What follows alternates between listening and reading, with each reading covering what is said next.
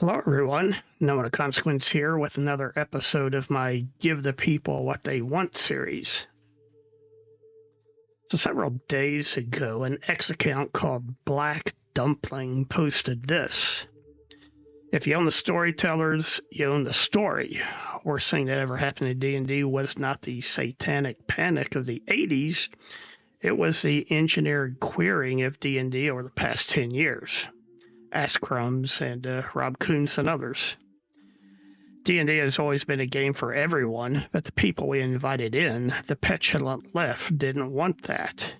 They wanted an exclusionary game that they controlled, that they dominated, where they got to gatekeep who got to sit down at the table and who didn't. Now, let me just pause right there. One concept I've never understood is how other people can control who sits down at your table, at your game table, and who doesn't. I mean, I suppose there could be an influence at, say, game conventions, for example, but I never understood this concept that people can control your personal game, if that's what they even mean. Anyway, it goes on to say they wanted to set the tone, define the stories, and make sure everyone knew that they alone were in power. Trojan orcs. I agree with that. This is because the left knows that politics is downstream from culture. If the left creates the culture, it will define what is acceptable in politics. The queering of D&D is a fundamental requirement of this. Again, if you own the storytellers, you own the story. They never cared about the hobby or the players or the lore or anything of that sort. I agree. It's just another means to power, like it always is. It's time we took that power back. All right, well, Rob Kuntz was mentioned in that tweet, and he responded. Rob Kuntz says, WotC is a postmodern robber baron. They cannot create. They can only mutate and destroy, and what they mutate comes out in their image, a mass pile of putridity based on nothing, having no meaning to any but them and those like them, and their only satisfaction is that they forewent creation for destroying it. They are envious, uncreative, uncaring hacks who will never match in style, form, and authenticity what we accomplished in bringing this great game system to market and to the more important market of ideas. Yeah, I can't really make an argument against anything he says there. In fact, what he says there in so many words, to go back and look them up, are a couple of quotes by Tolkien. The shadow that bred them can only mock. It cannot make, not real new things of its own. And he could only corrupt or destroy the things that had been made or mock them in his own cruel sport. So those tweets also sparked both an article and a video by John De La Rose, which I've summarized here. Just a couple of small sections. 24 edition of D&D goes so far deep into nonsensical wokeness that it turned orcs into Mexicans while removing them as monsters in the monster manual. Changed other monsters so they wouldn't be gendered, including hags and dryads, and tried to push safe space BDSM concepts onto the player base of the games. So much of the RPG community is tuned out. On top of it, last year, Jason Tondro, a senior designer at Wizards of the Coast, penned a foreword to a Dungeons & Dragons history book calling Gary Gygax, the game's original creator, a misogynist and worse. Well, there it is.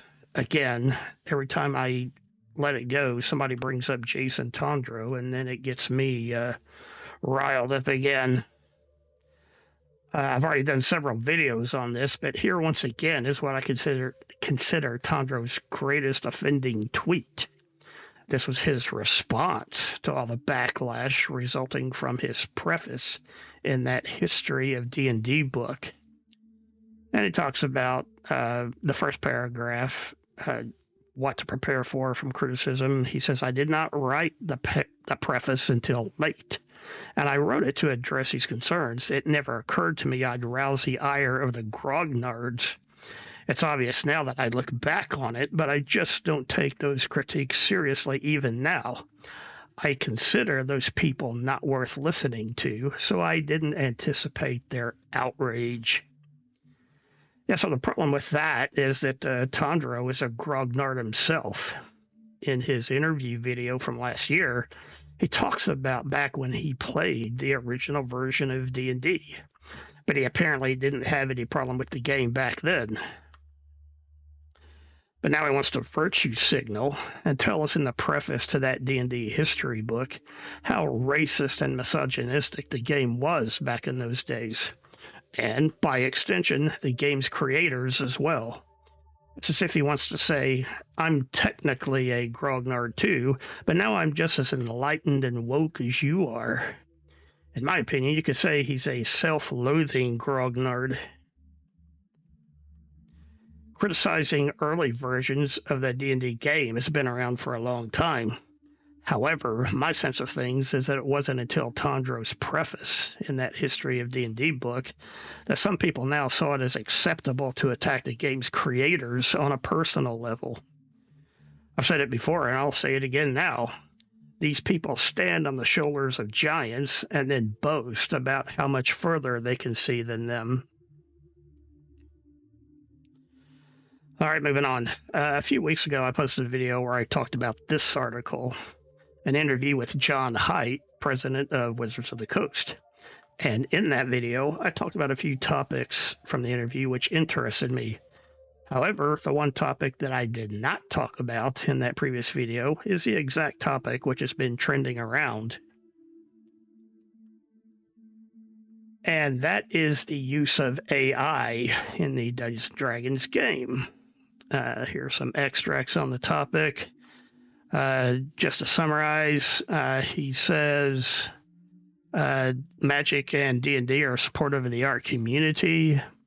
The art you see in D&D product will come from the mind of a human and will be made by humans. However, he's open to AI to come up with ideas, but the final product, the thing that you see, will be made by a human being. That's our position on it. Again, he says, I think AI could be used to help out the development process. We're looking at that. Any use of AI will be examined on a case-by-case basis. Is this displacing the human soul, spirit, and creativity in doing it? Because we don't want derivative work. We want innovation. We want things that people have dreamt up. All right, well, good. I hope they stick to that. This AI discussion recently spawned some reactions on social media. Here's just one example from Wargamer website. AI is perfect for lazy D&D players and precisely no one else. He says, do I think it's a good idea for DMs to delegate their D&D prep to a machine? Most of the time, no. My colleague, Gabe Hernandez, wrote a great article about what you lose, both in terms of personal growth and personal satisfaction, by relying on a machine instead of your own creativity. That's a separate question of whether that machine is capable of coughing up, say, functional images of homebrew D&D monsters for your home adventures. Now, I personally, as a DM, have only occasionally used AI to help with my game prep. I've used it a few times to generate images for something in my game, which I wanted to illustrate for the players. I also used it once to generate and stat out the crew of a merchant ship, which the characters would be sailing on. But that's pretty much it so far as my personal use of AI. There was also a couple of YouTube videos that I watched on the same topic. The thumbnails are here. If you have not seen them yet and are interested, as usual, the RPG pundits' take on the topic is both very insightful as well as humorous, and the Tankar's Tavern video mainly talks about AI artwork. As for myself, I do not think there is much to this issue, at least for now. I'm neither an artist nor an RPG creator, so the use of AI in those topics doesn't really affect me. The one topic that does relate to me is the use of AI as a dungeon master. Now, let me start by saying that if you have absolutely no other way to play the game, then I suppose an AI DM could stand in for the job. As I sometimes say, any game is better than no game at all. However, the problem I have with it is that anything AI generates would be completely random. It's not really creating anything, and there would be no, say, preconceived plot. And I personally do not care for the idea of a completely randomized game. Sure, I sometimes use random generation tables within my game, but they never drive the game, because life itself is not just a series of random events. In life, everyone you encounter has an agenda, a plan that they are going about carrying out, and sometimes those plans will affect you in some way. Now, it's true that sometimes random events do actually happen in real life, and you're forced to deal with them. But typically, everything is part of an overall structure, and that's what I would want my D&D game to be based on. I personally would derive no satisfaction from a D&D game that was being randomly generated on the fly, reacting only to my own input with it. And only a living dungeon master can provide the structure that I personally would want to exist in my game. Okay, moving on. News about this auction of this Dungeons & Dragons collection has been turning up on various D&D news sites, which I look at. Here's just one example from the D&D Fanatics website.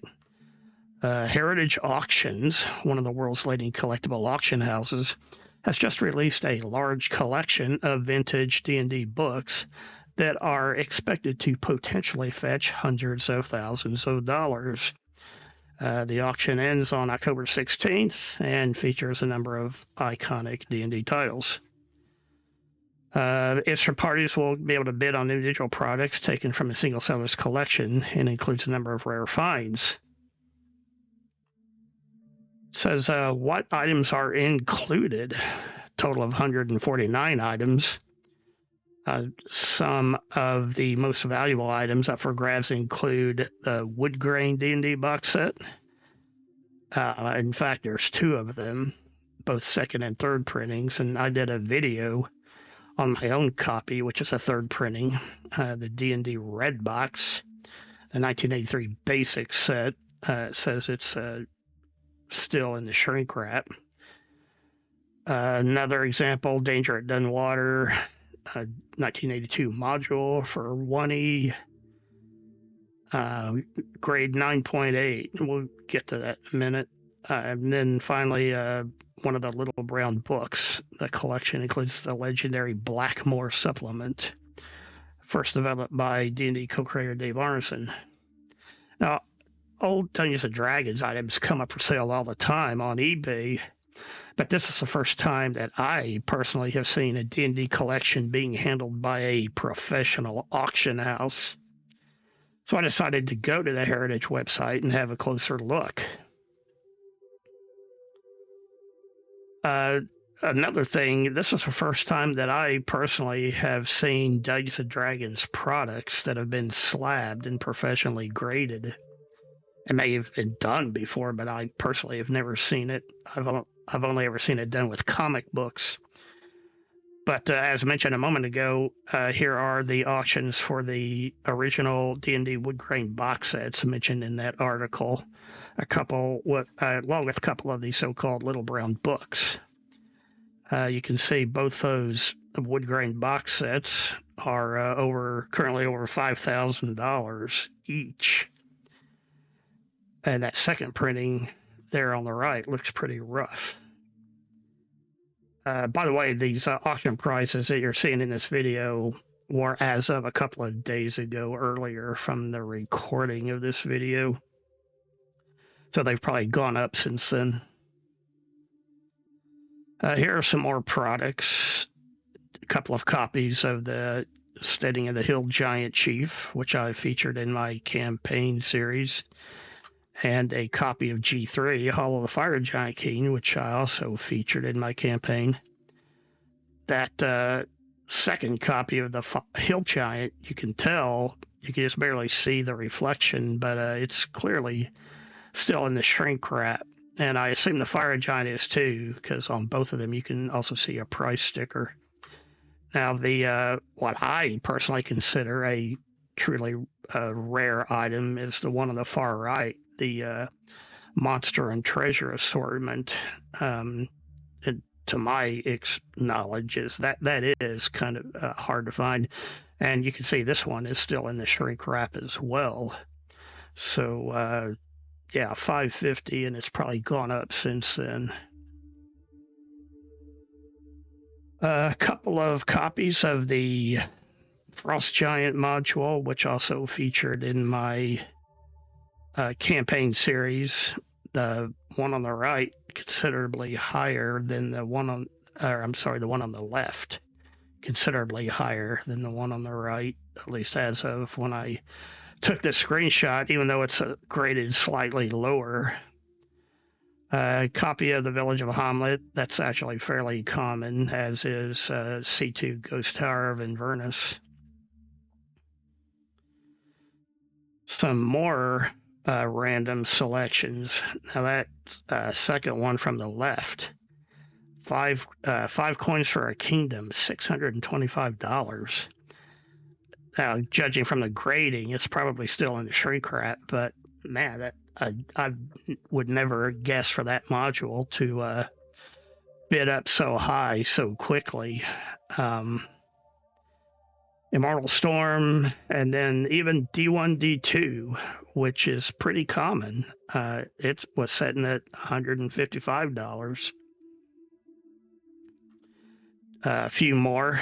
The Gauntlet, When a Star Falls, $300. It's a good adventure module, but I'm not aware that it's particularly rare. But again, I guess it's graded at 9.6, so I'm assuming it is still in the shrink wrap as well. And also that second one, Eye of the Serpent. And the far right one, too, Where Chaos Reigns, $625. I'm pretty sure all of those are in the shrink wrap. They're not, as far as I know, those modules are not very rare overall. Now, finding them still in the shrink wrap is probably rare these days. But that's a lot of money. Some more here. Isle of the Eight, $300. It seems it's still in the shrink wrap, you can tell, but it's not terribly rare. A couple of Dragonlance modules, they're not rare at all. And this is the last screenshot. Here, the first one there on the left is Assassin's Knot, and I will come back to that in a moment. The Geminus Staff, $40. Quagmire, Giggity, $45. And Quest for the Heartstone, still in the shrink wrap, you can tell. Not a very good adventure module. It was printed mainly to help sell the D&D action figures that were available at the time. Now back to the one on the far left, the Assassin's Knot. Historically, people go ape over that module because it's a murder mystery adventure, and it's probably even the very first one of that type. And it really is a good module, but it is only going to appeal to a certain type of player. It's very much a thinking person's module, and a hack and slash crowd would probably not enjoy it. And here is the detailed view of that particular module. And if you look closely, you can tell that it also is still in the shrink wrap. And I'm sure that's what's driving the high price, because to my knowledge, the module itself is not that rare.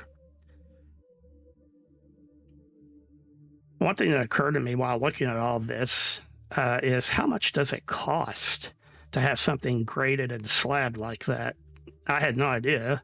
So I just went and asked ChatGPT. Now, I asked it about comic books because I wasn't sure if it would have enough information to talk about doing that process with D&D modules. But anyway, this is what ChatGPT told me. And of course, the fee for grading and slabbing something is based on the value of the item itself, all the way up to extremely rare items, over $100, minimum fee of $115 for items that are valued at over $1,000. So yeah, so I had no idea, so I thought I would try to find out. So there would be that cost if you're going to have an auction like that. And then there's shipping to consider. I asked ChatGPT about that as well. And you can see there at the bottom, it says based on variables, but it says, for instance, the collector reported a total of $590 for grading 25 comics, which included $540 in grading fees, $5 submission fee, and $45 for return shipping. So this average is about $23.60 per comic. So, and then, and I have no idea about this either, but, what sort of commission does the auction house get for hosting the sale? No idea about that, but obviously all those expenses add up. So back to that article, asks, how much is the entire collection worth at auction? Difficult to say for certain how much the entire collection is worth, but it's most likely to fetch hundreds of thousands of dollars in total. I am dubious about that claim. I'm not sure that it's going to bring in hundreds and thousands of dollars in total, but it'll be interesting to watch and see. Primarily for me, because it makes me think of my own D&D collection and how I really need to begin paring it down, since I'm getting along in years myself, and it's probably time to start handing that stuff off. In fact, I've often told my wife that if I happen to pass before she does, do not divide up my D&D collection into document boxes, hold a garage sale, and mark them at $5 each, because that would be unwise, and I've hammered that home enough where she knows not to do that. All right, well, that's all I have for now. If you enjoyed the video, please hit the like button. If you can, please leave a comment. Let me know what you think. If you haven't yet, please subscribe to the channel. If you know a good place, please share the video. And anything you could do to help support the channel, I appreciate it. Thanks again. Bye for now.